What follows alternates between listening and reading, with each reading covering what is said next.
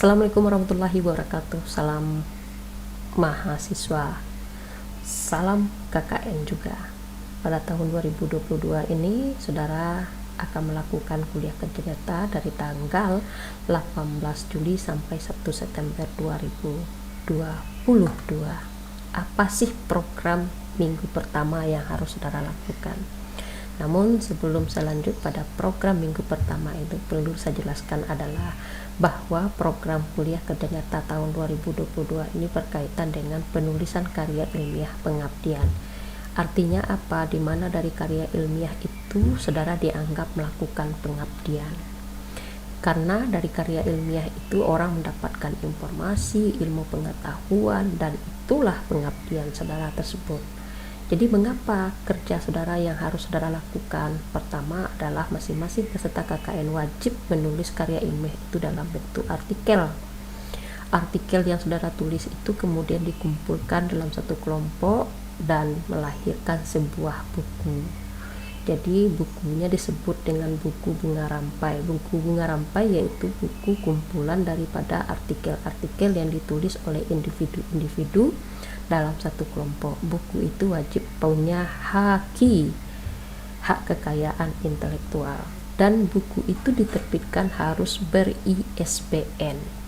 Jadi ada dua nanti yang saudara serahkan sebagai laporan saudara dalam melakukan kegiatan kuliah kerja nyata: buku ber-ISBN dan sertifikat hak kekayaan intelektual. Nah, perlu saya jelaskan lagi, artikel yang ditulis masing-masing individu peserta KKN wajib sesuai berbasis dengan prodi masing-masing. Tidak bisa ditulis sembarangan, harus sesuai dengan prodi masing-masing. Nah, karena saudara itu melakukan kegiatan berkelompok, alangkah baiknya terlebih dahulu saudara menentukan tema besar, tema umum yang disepakati secara berkelompok apa yang akan kita tulis bersama. Setelah ditentukan tema umum ini, setelah dibuat tema umum ini, barulah masing-masing individu membuat judul-judul artikel yang disesuaikan dengan tema umum dan sesuai dengan prodi tadi.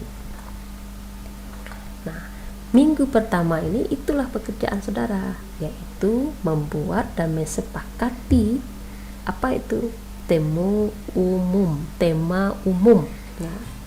Di tema umum itu penting untuk supaya terarah artikel-artikel yang ditulis.